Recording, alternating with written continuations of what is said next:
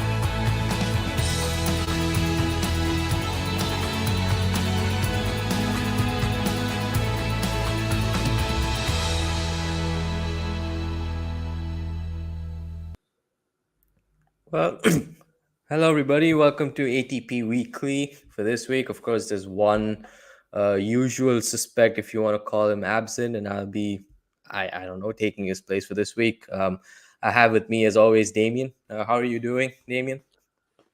Cool. Ready to talk Indian Wells, sort of close out this chapter in the tennis season. And Right. yeah, the Oscar award, John, will not be going to you. Sorry. There will be better short movies. However, yeah, the cinematic music, yeah, it gets you going for the ATP Weekly for sure. Yeah, I mean, it's that iMovie template, it's been there for years. But yeah, and pretty nostalgic for sure. But anyway, let's get to talking about Indian Wells, of course. I, we'll cover this storyline by storyline. First and foremost, Carlos Alcaraz back in the winner's circle. Breaking that cold spell from winning Wimbledon, making just one final, and now he's defended his crown at Indian Wells. And would you say that he's back now? Yeah, I mean, we can say that. I mean, was he ever really gone? Is also another question that one could probably pose. I mean, he's had some excellent matches since Wimbledon. I honestly like, if we're talking about the beginning of his slump, I like to say post US Open, because obviously Cincinnati, he almost wins it. He plays a ridiculous set, that decider, which he loses, but still. There's also, of course, the US Open, which is perfectly fine. Like, losing in the semifinals, of course, maybe it wasn't what he expected, but still, like, losing to Medvedev on a hard court in the semifinals of a major is not a bad run at all. So if there was a slump, it was post US Open rather than that. Definitely, sort of ahead of the golden swing, ahead of him playing Buenos Aires, Rio. It kind of felt like he needs to get like a title, a massive result somewhere in order to like get him, restarted. He didn't get that, of course, and that ankle roll could have been really meaningful in Rio, because if that actually hampered his Indian Wells chances, then that's a big hit for the rest of the season for him, really, given that this is one of his favorite courts. This is where he should be succeeding. This is where he should be, the main favorite going forwards for the foreseeable future as well. So in many ways, in more ways than one, this is a massive win for him. We'll see how he sort of maintains that. Obviously, Miami, there's like a lot less pressure now because, well, even if he loses somewhere, he's won Indian Wells. Who cares? And it's the clay coming. So especially on like a mental level, confidence wise, and also we're going to be talking about this probably maybe in more detail, but like in regards to who he beat and how he did it as well. Yeah, I mean, it's just absolutely massive, and it should fire him up for the rest of the year for sure. Right. Yeah, of course. When I meant, when I asked whether he's back or not, for, sorry, the standard that he set over the last couple of years, of course, making just one final.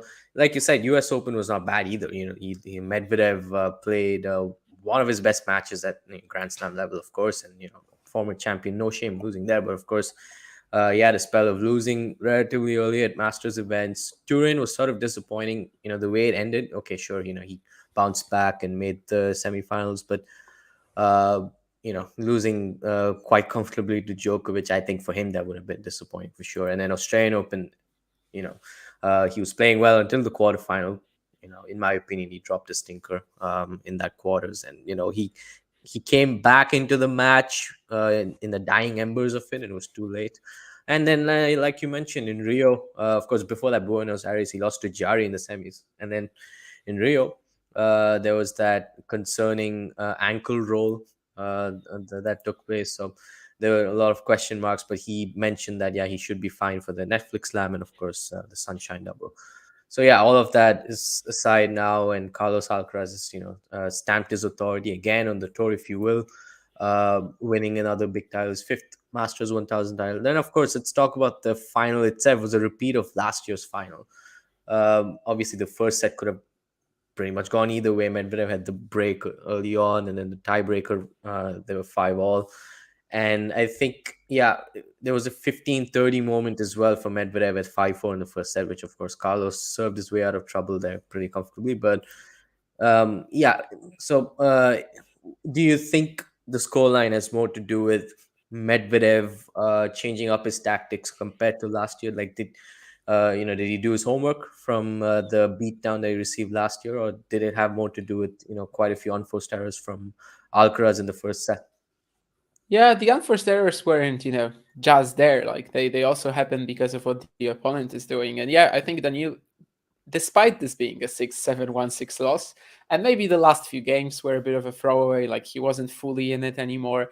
But despite losing in straights, he actually kind of impressed me because he made sure that this was not going to be yet another 2023 final. Like he made sure that this was going to be different, that he was going to use some of that very aggressive court positioning that we saw at the Australian Open when he was very tired. And after all, this is what we were sort of all advocating for after the Australian Open. That of course this is never going to be his primary way to play the game.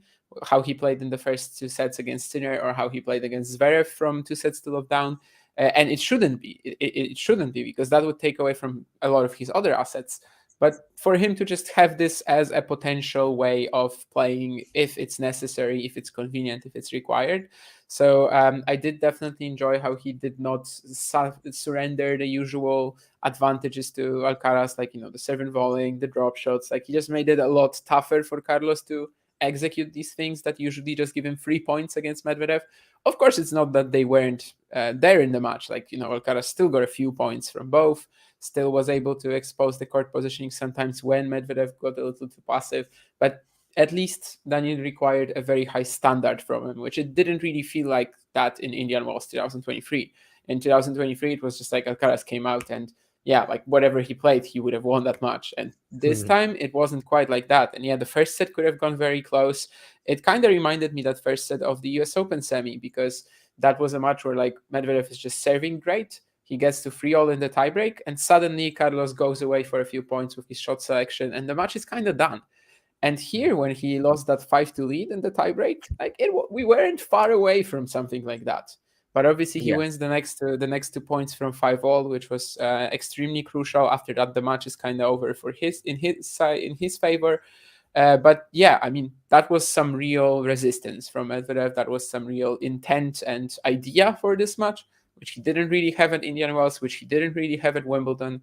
So I guess that only makes the matchup sort of going forwards, it does make it more interesting. And he definitely made it so that even though we all considered the Alcaraz Sinner semi to be like practically a final, Medvedev made it so that it wasn't just okay, Alcaraz is just winning this, no doubt. It wasn't the women's final, let's say that. Yeah, I agree. I mean, one of his resolutions at the beginning of the season was that he's going to improve in his temperament. He's, going to fight for every point. He's not just going to fade away in matches. He did show quite a bit of that the Australian Open. 2 wins from 2 sets down, and 2 points away from losing also there. And same here in Indian Wells. Again, that match against Tommy Paul, Paul could have run away with it. Of course, he rolled his ankle at the worst moment possible, but still, he very much could have lost there. Even against Corda, after losing that second set, had a break advantage multiple times. Ended up losing Corda, played a really good game. And I thought, okay, maybe this could be like the way he lost in 2021 against Dimitrov from the second two breaks up. But no, he's not going away. I mean, sure, he does show frustration. He does show anger towards his box, or to the chair umpire, whoever. But he resets. He battles through. He tries to problem solve his way out of trouble, if you will. But yeah, so I guess for him, as much as it's disappointing to lose yet another final, there's a lot of positives for him to take from this tournament and Australian Open, especially since considering this tournament and the draw that he had. I don't think many people gave him a chance to even make the semis or final. To be honest, he had Korda and Dimitrov and who did he have the quarter? Holger. Yeah, of course, he met Holger in the quarterfinal, and yeah, we expected a Djokovic Medvedev semifinal if the draw played out the way it was supposed to. Yeah, exactly. But in any way, positive tournament for him moving forward. Of course, at some point he's going to break that barrier and lift another title. So yeah, let's circle back to Djokovic, of course. I, me personally, I'm not particularly shocked that he lost early, but what's more shocking is who he lost to, and obviously the manner in which he lost to. Because once he got that second set, I don't think people would have thought he was going to lose from there. So what does this mean anything at all for Novak? Is he going to be concerned? Obviously, he's not playing Miami, so he's making his intentions clear. He's targeting the clay season, as a result the Olympics as well. So do you think this maybe gives the rest of the tour confidence that Djokovic is not invincible and that he's beatable? Yeah, it's hard to me for me for now at least to be fully like on the Djokovic is washed theme because well, this is a guy who won three slams last year. He won the ATP finals with like honestly some of his strongest back-to-back performances that we've ever seen. Sinner and Alcaraz in the semis in the final. So to sort of go from that to already saying that he's done a month or two earlier, I do think that's a bit too quick.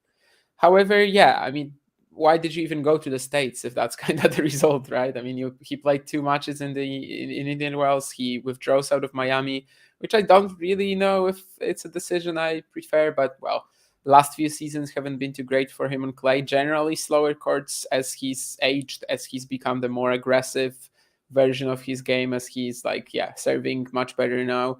Slow courts maybe aren't that suitable anymore. So okay, he lost Indian Wells, yes, but there's going to be more of that on clay. And the last few years, we've kind of haven't been seeing like of course there were some other external factors, but like most of the time we've only really seen him get into the top gear on clay by Roland Garros or like by Rome.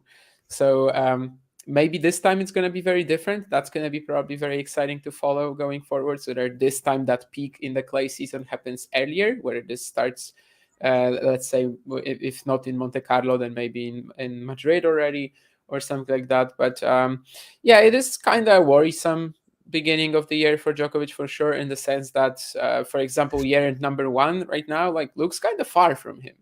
We'll see. Obviously, again, I'm not ready to exclude him just yet. I'm not ready to write him off just yet. There's simply not been enough time. But yeah, it's a pretty rough start to the season, and it's one that makes you think whether Yeah. he's going to be able to claim. Well, I'm not saying that he's not going to be able to claim like an 80,000 or something, but yeah, whether he's still going to be one of the main contenders for slams, especially if Alcaraz and Sinner improving so much. I mean, Yeah, Sinner beating him in Australia obviously wasn't the best performance from Novak. But let's say at Roland Garros, Alcaraz will be probably a big threat to him. Wimbledon, both of them really. So, I mean, there's still a lot of uncertainty. But all in all, it's not this performance that kind of maybe tells you that something might be going wrong. It's the whole season really so far. yeah, I agree. And of course, where I'm coming from, it's based on really started from Wimbledon when once he got the fifth set, we were like, there is no chance Alcaraz, or not no chance, 95 or 96% of the odds are in favor of Djokovic. Like, this guy's not going to lose a deciding set, especially on central court. But Alcaraz just thwarts all of that. He beats him for the first time, how many, 5 years in Wimbledon. Uh, and of course, okay, we were like, fine. He was bound to have a loss like that. So many five setters that he's played. He ends up on the winning side, law of averages. Then yeah, I mean after that he has a really strong finish this season, winning Cincinnati in the US Open, Paris Bercy ATP finals, and obviously he's beat some of the best players in the world across those tournaments, including Alcaraz and Sinner back to back in Turin, like you mentioned. Then comes Australia. Again, we don't know how to really assess that semi-final for Sinner, because we know that he's been playing some amazing tennis since Beijing last year, but this is a whole new ball game playing Novak Djokovic, at the Australian Open, and in a round he's never lost in before. Uh, and then yes, like you said, it was Djokovic was off color for most of it, but Sinner play, it was a masterclass for him to win in 4 sets without facing a break point. That for sure. I mean, then I thought, okay, I mean, you can't. Again, a one-off. He was due to drop a stinker like this at Grand Slams. Like he keeps bringing his A game, or even A plus game to the latter stages of slams. Doesn't happen. He gets steamrolled. Yeah, exactly. He did actually end up winning a set, as our producer points out. But yeah, and that again, even though he won that set, that's when people thought, okay, is the comeback on? But no, Sinner kept it together and he beat him. So he it's been shown now that he's beatable. I mean, it's not like he was always beatable, you guys just didn't do it, but the signs are such that of course he's going to decline at some point. And it's better at 37 than earlier, of course, for Novak. But that, yeah, like I said, before I ramble off too much, that is what I mentioned. Like, it's not that I think he's washed, or I think his slam winning days are behind him, but the landscape is definitely more different in light of what's happened in the past few big tournaments and slams, especially. We should probably touch up on that little incident that he had with Luca Nardi. Of course, Twitter blew up as always. With Djokovic loses, Twitter is probably the worst place to be at. You have horrible takes on both sides, but just being objective here, yeah. What do you think? Because do you think Nardi actually stopped, or even if he did stop and for a split second just stood there and he was continuing with the point, do you think Novak really had a leg to stand on when he argued No, with the umpire? there wasn't really any point, but obviously I also have some sympathy for Novak in this case because, well, that's that happens. Like you will not be able to assess the situation clearly if you're in the point. So it's perfectly fine that he was arguing for it. That's like something that no one can really criticize it for, I think, because yeah, I mean, he simply interpreted the situation differently, and that's fine. What I don't think was fine was bringing that up after the Yeah, match, like instantly at the handshake. Like this was a situation that happened an hour earlier, and yeah, I mean that's salty. Djokovic is generally a gracious loser. There's definitely going to be more instances of that rather than him actually being like this. But yeah, this wasn't great. This was yeah. just I kind of mean, taking away the some of the joy from Nardi, I think, and that's obviously not ideal. But all in all, yeah, I don't think there was anything wrong in arguing, even if he didn't have a case. But there was, yeah, just to bring it up 1 hour later. yeah, yeah. I mean, there he's entitled to due process, like talking to the umpire about it. That's fine, but it was obviously translated from Italian to English what he actually said to Nardi at the net. I felt for Nardi when you could see, oh, I'm sorry. I mean, before I actually saw the translation of what was said, I thought Nardi initiated the apology for what had happened earlier, but turns out that wasn't the case. I mean, Novak said, that wasn't, yeah, Novak brought it up. He said, yeah, that wasn't correct, but bravo, well done. That was poor form, of course. There are no two ways about it. And like you said, it's kind of odd to see someone like Novak do it, because we've seen the way he has congratulated his opponents right after some of the most heartbreaking or difficult losses in his career. There were those two Olympics matches that he lost previously, last two editions. There was that calendar slam defeat to Daniil Medvedev. There was that RG final loss to Wawrinka. We can just go on. There, he's been super gracious, even though those were gut wrenching defeats for him. But this, I mean, okay, you won this tournament 5 times. Okay, this guy's a kid who's looked up to you. He has a poster of you in his bedroom. Was that the right thing to do? I don't know. Maybe something else off court for Novak. You know, not really keeping him in a happy place. I don't know, because he cited family as a reason for withdrawing from Miami. So I just wonder. But anyway, that's that. I don't think there's much to talk about it. We're in agreement. Novak shouldn't have brought it up at the net. Of course, there's one player who's I think almost always flies under the radar. He won a title earlier this year in Dallas, and he made the semifinals here. Tommy Paul. Of course, the usual co-host of this segment, if you will, ATP Weekly, Mario, put out this stat, which basically states that, aside from Djokovic, Medvedev, Alcaraz, and Sinner, there's only one player who has made three or more semifinals at big events on hard courts over the past year, and that's Tommy Paul. Do you think that we could see something from him in Miami? Is he going to back it up, or is he just going to be a streaky player and one tournament here and there and rack up the points and stay in the top 15 type? The new Karen Khachanov, if you may. That's what I the guess stat reminds me of. not wrong. Yeah. Yeah, I mean, someone had to pick up the pieces. Of course, Tommy was a contender from the get go, but you kind of weren't sure if maybe he's gonna beat Mickelson right away. He did, and did it very cleanly actually in the second round, which was kind of surprising given the recent Delray Beach meeting. And after that, I guess he was always one of the main contenders. He loves these courts too. Has always done well. Obviously not semi-final well, but he's been at least third round, at least a couple of wins basically every single time. So yeah, I mean, he was definitely one of if not Djokovic, then who? He was probably along with Casper Ruud in that top quarter.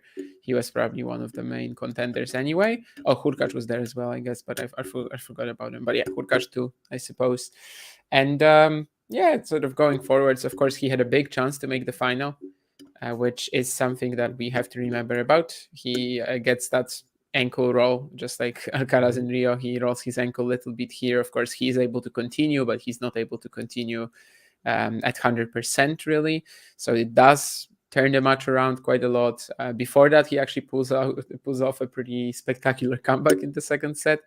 He definitely just maxed out his abilities this week in a way, and was very close to making the final. I don't know if I would have thought of him as the favorite over Carlos. Probably not, despite the rivalry being pretty close.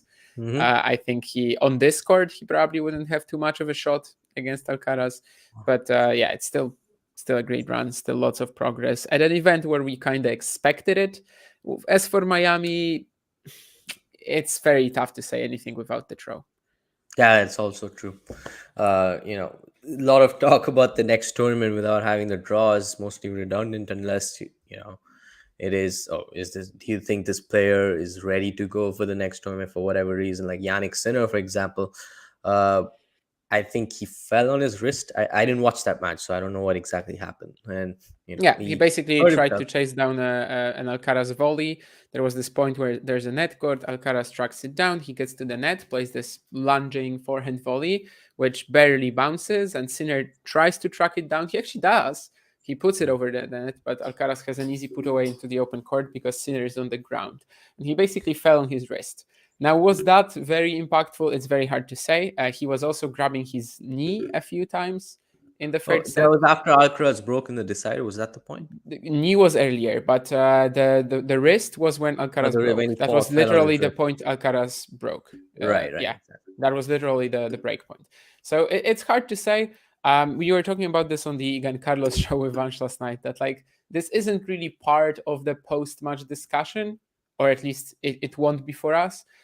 Similarly to Sinner Alcaraz in 2023 Miami, where you don't really mention the cramps for Alcaraz because it was still such a good battle, and when you're talking about that win, you're mostly thinking about the whole Sunshine Double and Carlos winning in Indian Wells, Yannick in Miami, which makes sense conditions wise, and you don't really bring it up as one of the main things about the match, where for example you would for the Roland Garros semi between Alcaraz and Djokovic. There you have to kind of mention the cramps right away because they are sort of how the match was won or lost.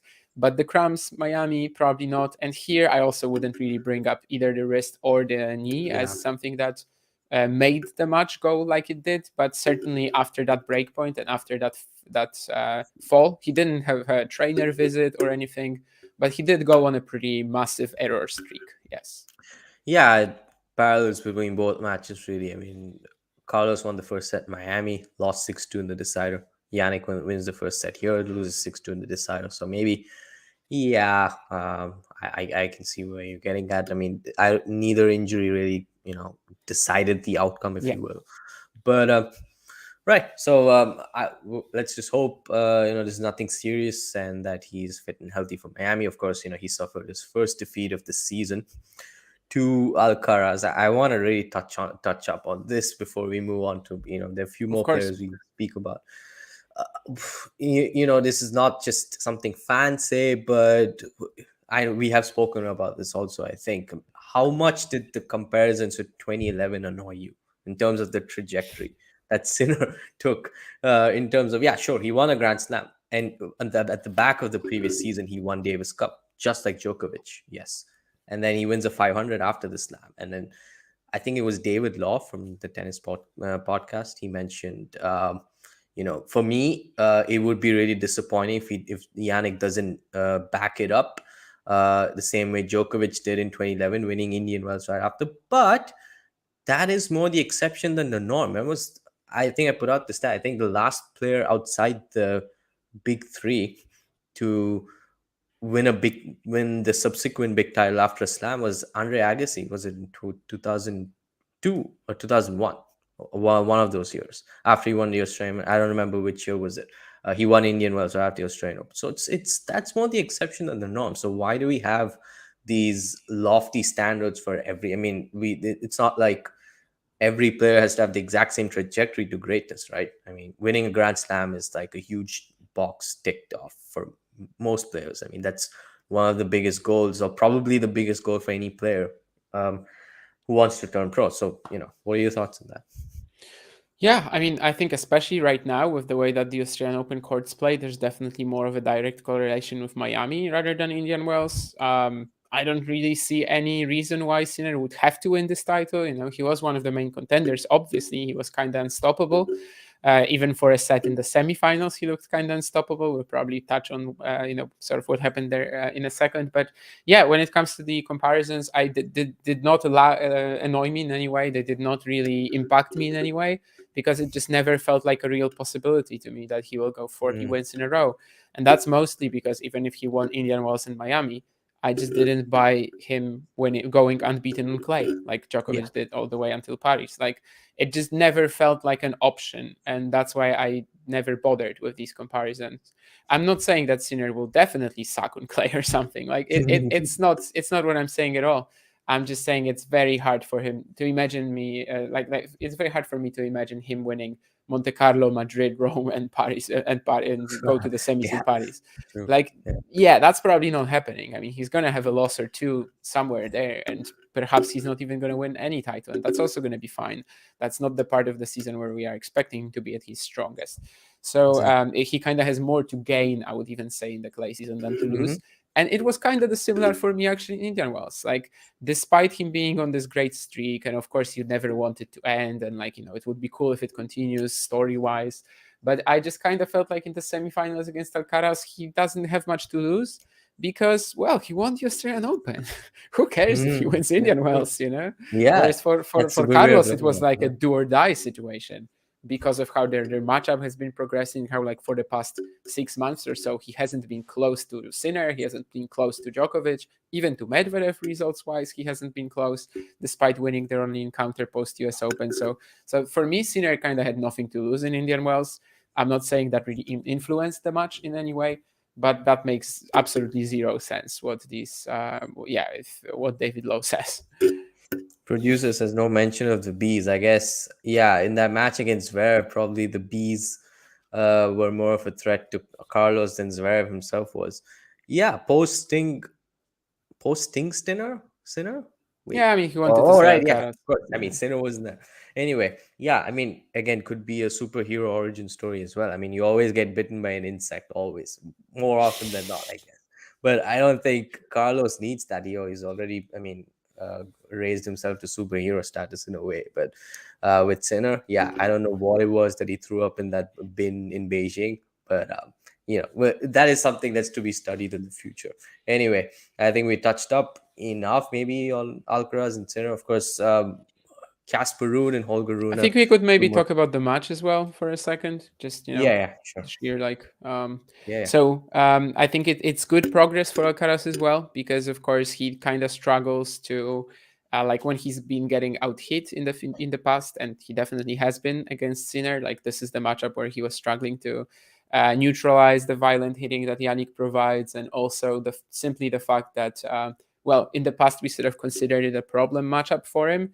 It can't really be that anymore because they are now both in the galactic status and stuff. But right now it's just a tight match between two evenly contested, between a tight rivalry between two evenly matched players. But yeah, it is a thing that, especially in faster conditions, he might just get rushed to the forehand side, and sometimes for Alcaraz, it's going to be the sort of natural response for him to just try to go blow for blow with that player, just try to out hit them.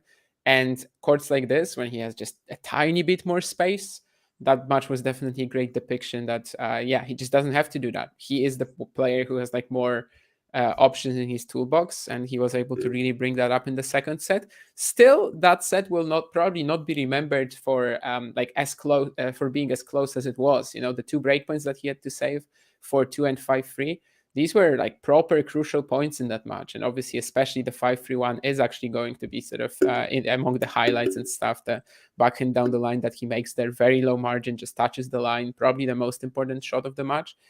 But like all in all, yeah, he actually managed to like start not trying to blast through Sinner, but add a little bit more loop, play the backhand slice to Yannick's backhand, and try to set up his forehand with that. Try to just create more forehand openings for himself instead of just trying to blast through the court. And that is really good progress for Alcaraz. That is really something that he can use towards the clay season. Because like if we're just talking, quality on the shots, it's very hard to top Sinner at the moment. Like Sinner just kind of has everyone beaten in serve, return, forehand, backhand. Obviously, forehand of Alcaraz is like kind of comparable. They have different strengths on it, but it's not something that Alcaraz can really do with Sinner anymore. Just Mhm. go literally shot for shot with him. And this time at Indian Wells, he was actually adjusting really well the whole week, honestly. Which kind of just, I don't know if it's impressive or if it just shows you that yeah, he is absolutely like on a court like this, he's going to have a tiny bit more time, and he actually becomes a very good problem solver, which is a big difference to like Australian Open and how he played in the Zverev quarterfinal. And I guess Mhm. even a great example of that is obviously their match here, and how different these two were, and how simply like a much more mature version of Alcaraz's game we can see on a court like this. But yeah, going forwards, this is a massively important win for him, because if he loses to Sinner here, like 6-1, 6-3, let's say, if he gets blitzed by Sinner here, I don't really know how he beats him the next time around. But now he's kind of gonna know what to do when they face each other on clay, at least. Mhm. If they Yeah. play in Miami, I would probably still favor Sinner a little bit, but Yeah, of Miami, course it will be pretty quicker close. Yeah. courts. Mhm. But Yeah. yeah, on clay, he's not gonna know. Of course, Sinner might also come up with some other ideas, a new recipe for the matchup, right? Which is what is Good. exciting about this one. Like this is It probably the is. best thing about the rivalry so far, that it's been so back and forth. Whether it's 4-all or 5-4 Alcaraz, I kind of leave that to you guys to decide whether we Yeah, I count mean in it's progressing 2019 like a Alicante. tiebreaker. I mean Alcaraz won the But it first is, match, yeah. and then two, the other players winning two in a row subsequently, alternating two wins in a row. So yeah, at the moment it's 4-4. So if it were to progress logically speaking, I guess Alcaraz Five wins the four, next. 5-4. Yeah, It's 5-4. 5-4 Alcaraz. Anyway, yeah, that again trying to trace back to uh the origin story, if you will, of this rivalry. I think what captivated people before that, they played the first time in Bercy. I don't think too many people took notice, because at that time, okay, yeah, Sinner made it to Turin as an alternate, but uh and he won Washington, not the strongest field, but yeah, again, he was I his rise wasn't as metronomic as Alcaraz's was in Yeah. such a short span of time as well. Sinner was just there. Yeah, thanks for pulling that up, producer. Anyway, so it was just, he was there for a while, struggling with his own matchup issues, if you will, against various players, his own health issues. Then there was Alcaraz, of course, but you know their match up is so close. And I think where it began until then, I would say what actually caught people's attention was, okay, these are, two of the biggest next gen stars that we have. So anytime we have two next gen players, sort of forming a rivalry, playing each other multiple times, it's going to draw people's attention. But in terms of tennis, it's almost okay. Yeah, I know that there are producers buzzing about that win. Of course, I would FA say, yeah. Cup. I mean, yeah, that's what I'm gonna say. FA Cup. Yeah, stopping Liverpool's potential quadruple or whatever. What But was it? Galatasaray, Copenhagen in the Champions League. Yeah, that's all I'm gonna say. shade. Anyway, um, as a Chelsea fan, I really shouldn't say anything. But yeah. So basically, as I was saying, I think the U.S. Open match where they played that amazing 5 hour, 14 minute or whatever five setter. That is when people thought, okay, terms of not only in terms of their careers, but in terms of the matchup, this is something. This is probably going to be the rivalry of the decade, and it's so far living up to it. I mean, there's at least one set in every match they've played, at least since, where we've had some electric tennis from both. Uh, Obvious point of the season last year being in Miami, that rally, um, and of course, uh, like I said, it's lived up to it, and which is nice to see. And um, tennis TV is doing a good job of marketing this rivalry as well. Ice versus fire, however they want to go. But anyway, I guess we spoke enough about Sinner and Alcaraz. Anything else you want to touch up in terms of matchup No, no, dynamics? it's fine.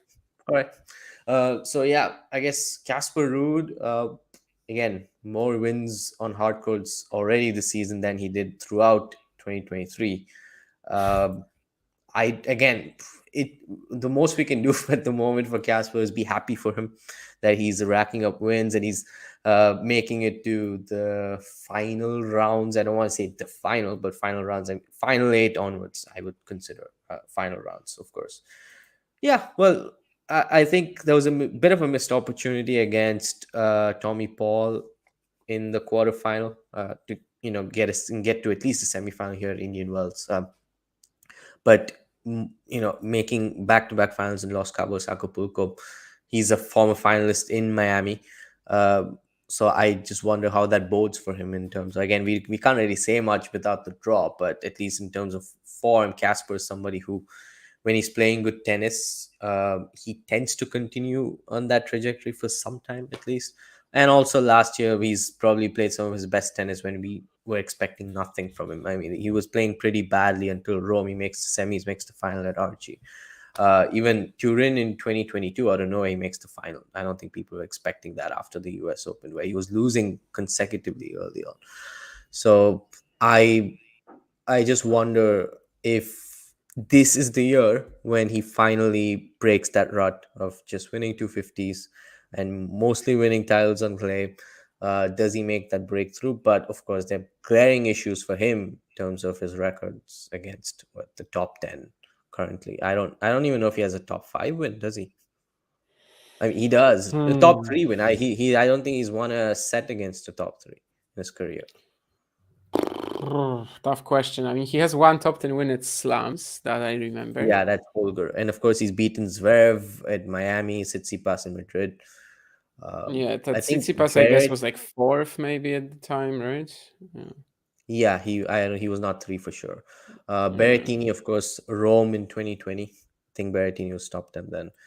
Yeah, Um, but it's like, top 10, he's got a lot, definitely. yeah, but Higher top up. 3, not a set one that's got a sting. I mean, there's just so much scar tissue and baggage he has going into these matches. So, uh, yeah. Yeah, I mean, he's definitely kind of lacking quality in these matches. I mean, there's no real way to. Went straight there, huh? Yeah. I mean, Well, there's no real way to talk about it yeah, in yeah, of another course. different in a different way. Mm. That's also why he hasn't won a title on the biggest stages, despite getting to the final many times. He's getting outplayed in these finals. It's obviously still fine. Like the patch that he's had recently, Los Cabos, Acapulco, Indian Wells. Yeah, the only thing we can really regret is not getting a title despite being into finals, and also the fact that he played here Tommy Paul in the quarters, Medvedev on this court in the semis. Like it is a bigger opportunity. Maybe we saw some of that already as he was playing against Gael Monfils in the fourth round, and like for a set, almost 2 sets, really, he had zero confidence in his forehand. So maybe that was also getting to him, sort of the opportunity that was ahead of him. But yeah, all in all, it's obviously much better than what he was doing at this stage last year, basically. Still, there's going to be a lot of pressure on him at Roland Garros because like about a third of his points come from that one event, right? So he loses that, and he is more or less around Tommy Paul, Ben Shelton in the rankings right now, which isn't Yeah, horrible. Like it's still deep inside the top 20. And yeah, I mean, it's really going to be all about Paris, kind of, and whether he can defend that here there, and whether he can maybe just snag, I don't know, half of these points, make the semis, make the quarters, which would really help him out. But yeah, right now he is eighth. There is a pretty big gap in the rankings between the top six and the rest. And you know, he kind of takes advantage of that, but with the way that he's been playing this year, you also kind of have to say that, yeah, I mean, he deserves a top 10 spot at the moment. He's definitely been one of the best top 10 players of the season so far. for sure. Um, and to answer a question from the producer, yeah, he beat Felix and Fritz in the round robin. I think Fritz was the deciding set tiebreaker and then lost to Rafa, but that match only would have mattered for him to finish number 2 in the world. But otherwise, I mean, it was a dead rubber. And yeah, he beat Rublev in the semis.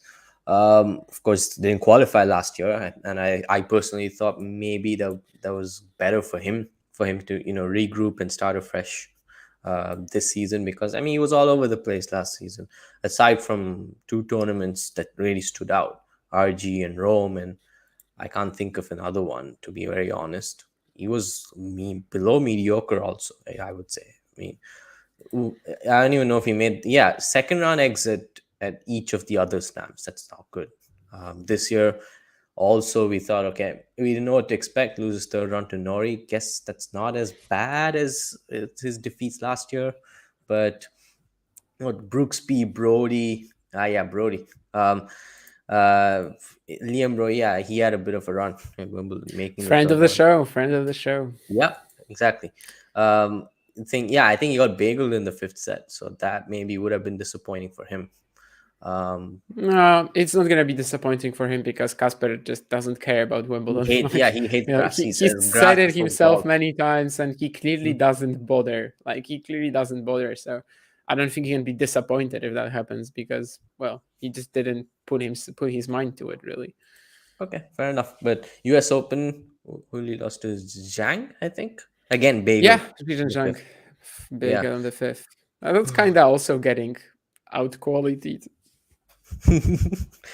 Of course. But yeah, I guess what you're alluding to is that when in a lot of these matches, when the opponent is bringing a higher level, he doesn't have much of an answer. Yeah.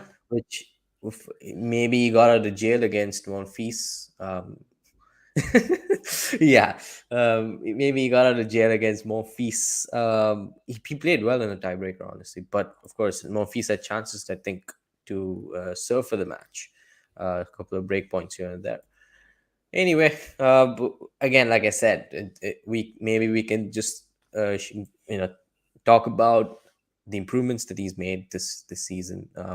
Results wise, I don't know, tennis wise, if he's really changed anything. It's just playing the same game. But anyway, just something to say. Of course, made the quarters. I think that's pretty good still. Would have liked to at least make the semis, but Yeah, he actually good never run. never had any decent results in Indian Wells before, which was very surprising to Yeah, me. first quarterfinal. This was. Yeah. And yeah, 2021 was a chance, but I think it was pretty tired after all of those titles before the US Open. And I think even San Diego before Indian Wells. And then there was Laver Oh, Cup. the So fifth many. slam, the fifth slam, San Diego. Yeah, fifth slam. Right. Of course, according to Vanch at least. Yeah. And yeah, good to know that both co hosts of the Iga and Carlos show think No, the no, same. no. I don't care about San Diego. It's just a Vance joke. No. Ah, Yeah. of course. Anyway, yeah, I guess the stonks, if you will, of your show has risen after this week. Both players lifting titles. But Yeah. We Holger, took over the entire tennis landscape. Yes. right? Holger, I don't really want to talk about the whole incident at the net. I think we know what happened. But tennis wise, I think he's showing some better results since bringing back Muratoglu. So maybe that's the combination that works for him, because it was all over the place, the coaching situation. He brings in Becker. Uh, I think, funnily, when he brought in Becker, that's when he started to play some really good tennis in Bercy and Turin. Then he brings in Seren Luthi. Again, he's losing it early everywhere. Um, then he lets go of both of them, and yeah, now he's back with Muratoglu. Has some good results in Acapulco semis, quarters here. I would say both are pretty good. Losing to Casper, a player who has dominated the head-to-head, and of course, it's Medvedev, just a better player on hard court at the moment, at least.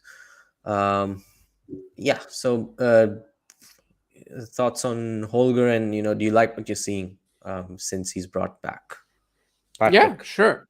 I mean, it's all about whether he can contend for big titles again by the clay, but this is definitely progress. I think I don't know if it's Muratoglu doing the work, sort of, if you may, but it could be just the fact that he needed someone like stability, someone who will be there for him every event, which is something that Becker, that Luthi, they weren't able to give him. And all that mess that he's had, obviously previously working with Lars Christensen, but then after that, Muratoglu joins, Muratoglu leaves, then Christensen's back, then you have Becker, then you have Luffy and stuff. And yeah, it just can't really be good for a player who was kind of lost anyway without that, who was kind of lost for a few months. So I think, yeah, just having someone there who's going to be there and not having to worry about that anymore, that would be huge. And I think that might be influencing his results. Obviously, this is a little early still, but Hmm. at least provided that he's going to be relatively healthy, and yeah, that he's going to be able to focus on his tennis, I would expect him to be yeah, I don't know, content for 1,000 on clay this year. Like that would be a very good result. That would be just getting back to where he was in 2023. Yeah. As for the Medvedev loss, I was a little disappointed with how well, I don't want to say how flat it was. We also need to remember that against Tommy Taylor Fritz, sorry, he easily could have lost to six, Hmm. four, five, and then we have like a very different outlook on this run as a whole. If he doesn't, if he doesn't claim that much, Casper to me is like a bit of a fictional problem for him because a lot of their matches happened back in the day or like where with physical issues. So here as well, right in Acapulco, like the third set, Rune is just unable to play anymore and he just starts blasting the ball, almost wins it.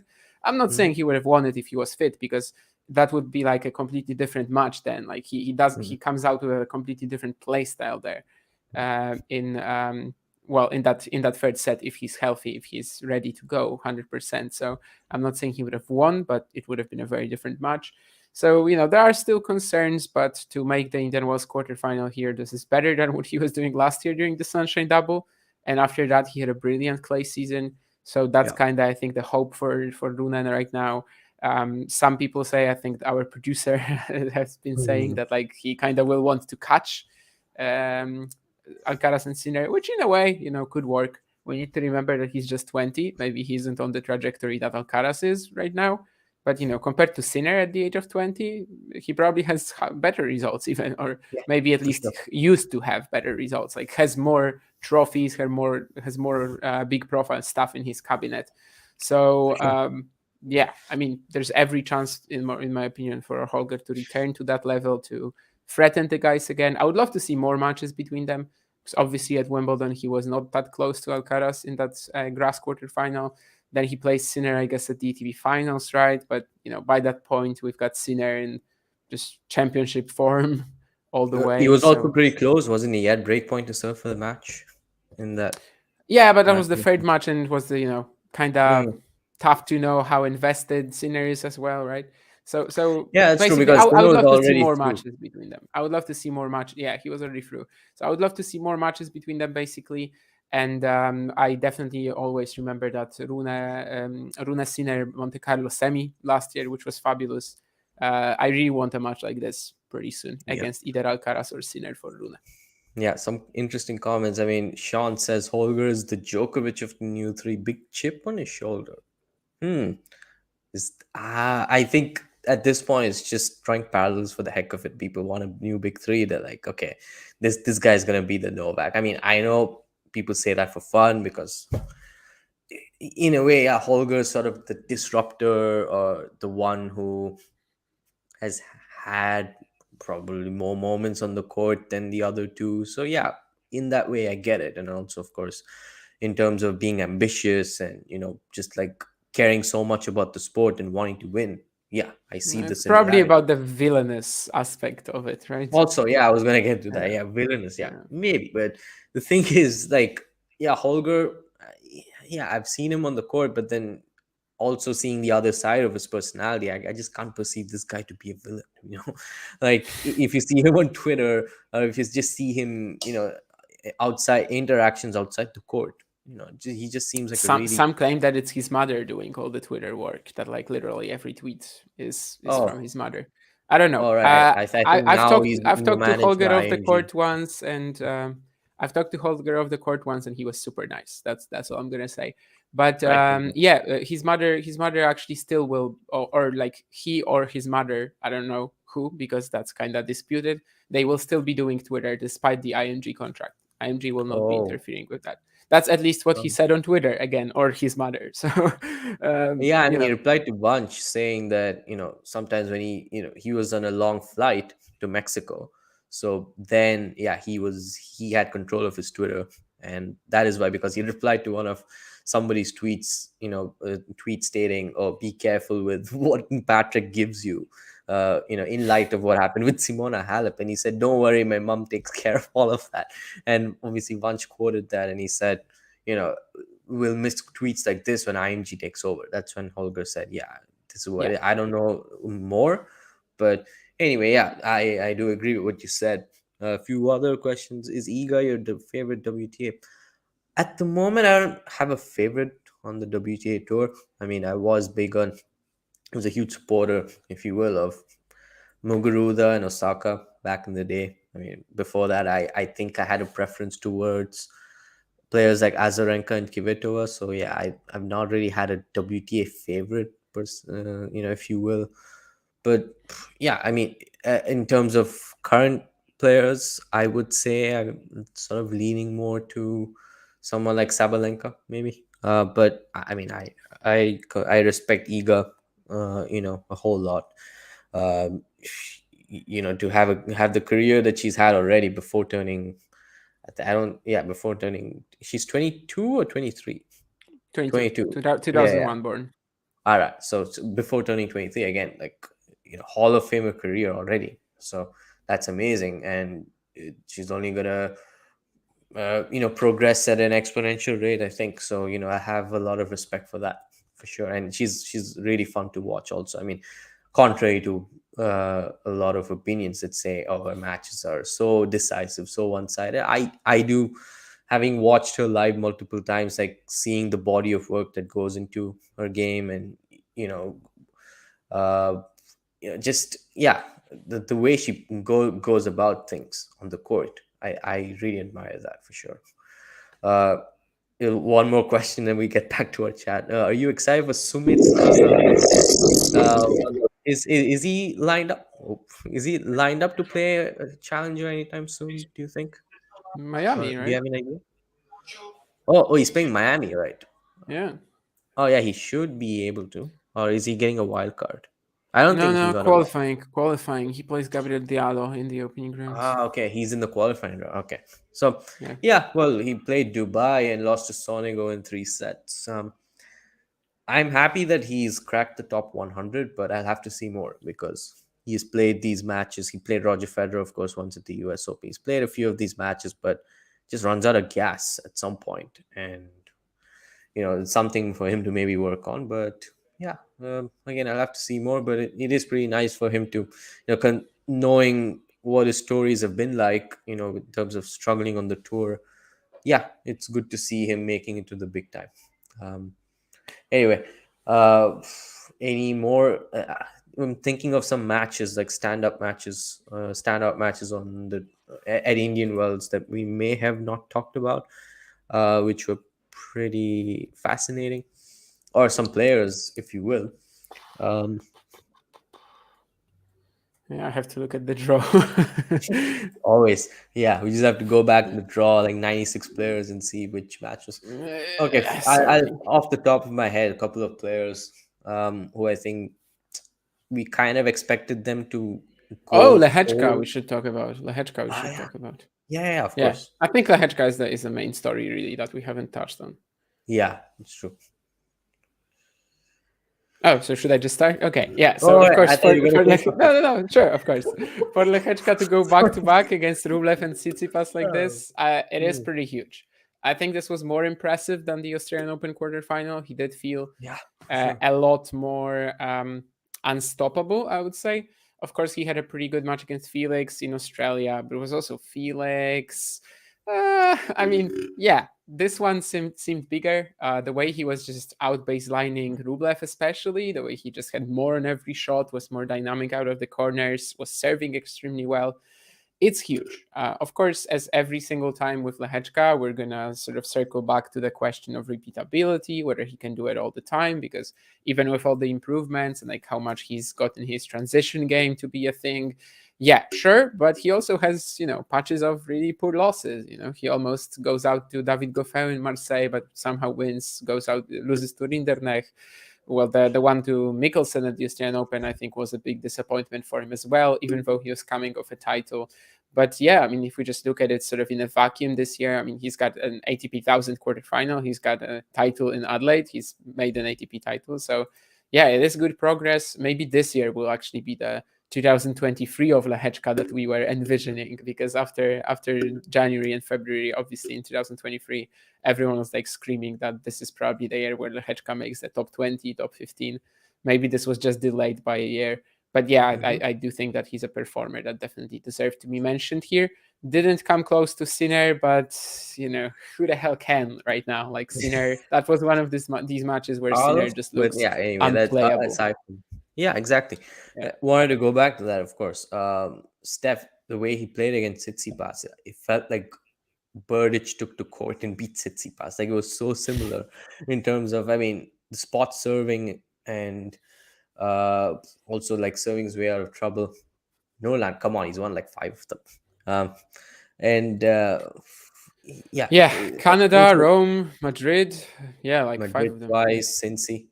So yeah, Oh yeah. five of them. Anyway, coming back to it, the way he was, I mean, finding the lines from wherever he was on the court, and just belting forehands and backhands, and they were catching the line. He was finding the angles when he needed to. His net game was pretty good. Serve, needless to be said.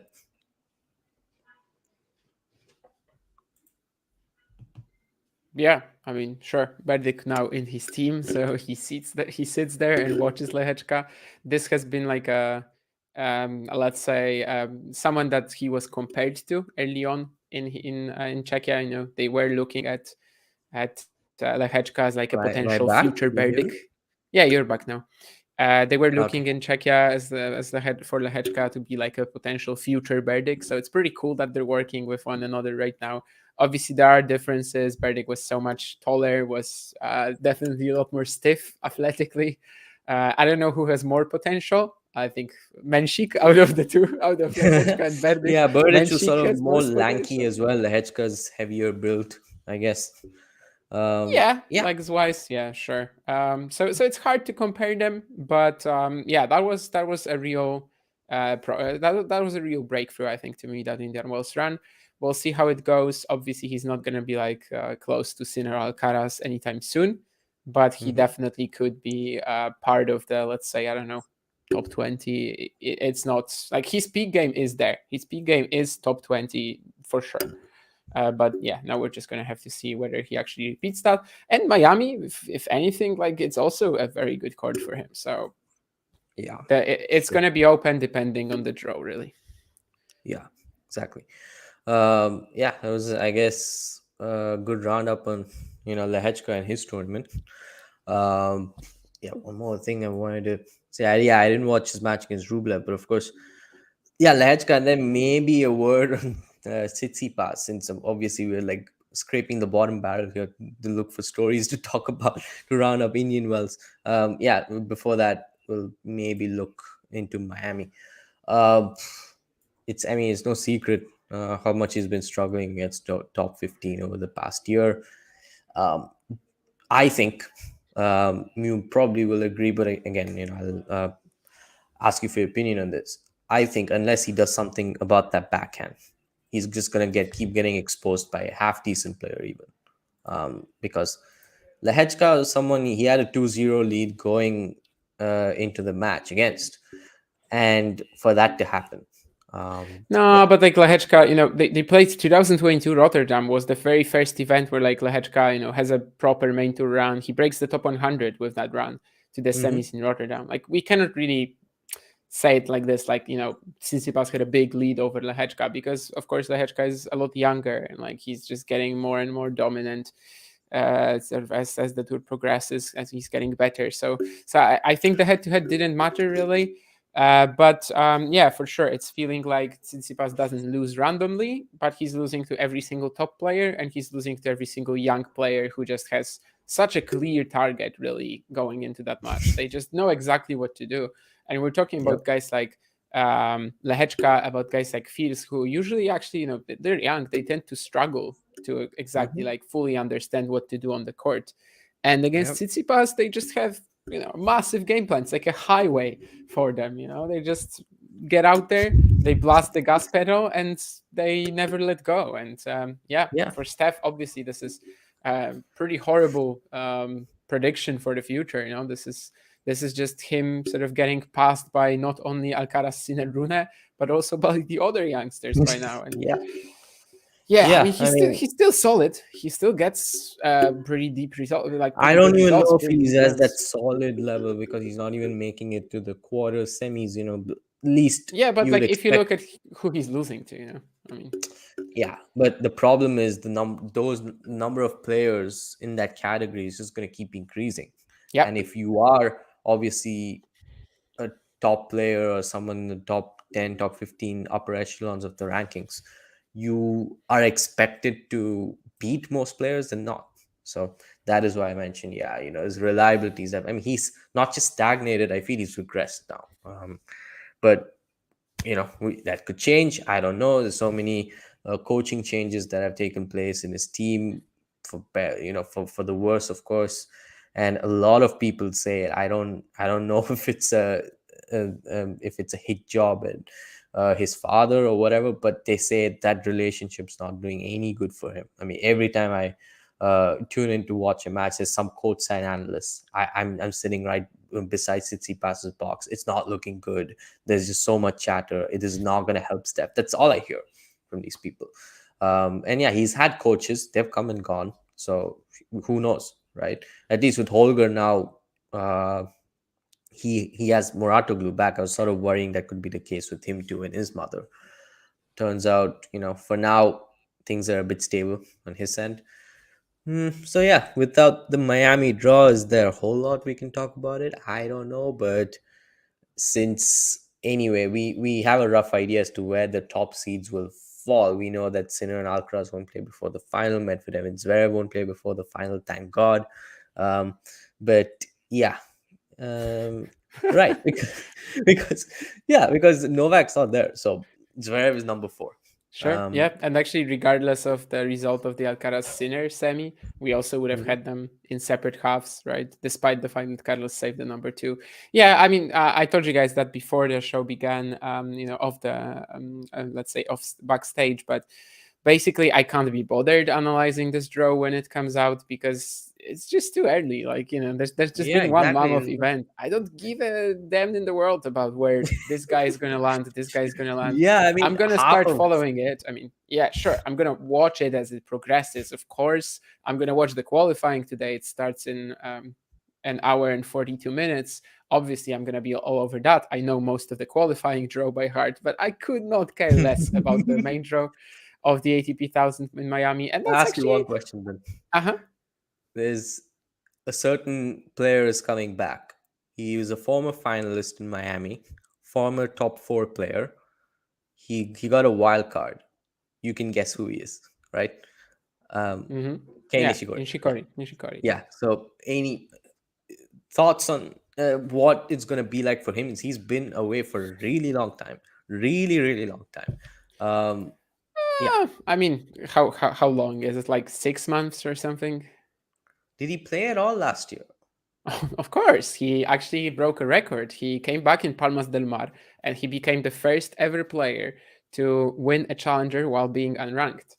And he managed to get that done in his Oh, first event back. Then he challenge. Okay, yeah, also no, I he meant the played a main couple more tour. challengers and then he Mhm. played Atlanta. He played he lost in the quarters there. Since Atlanta, he has been out.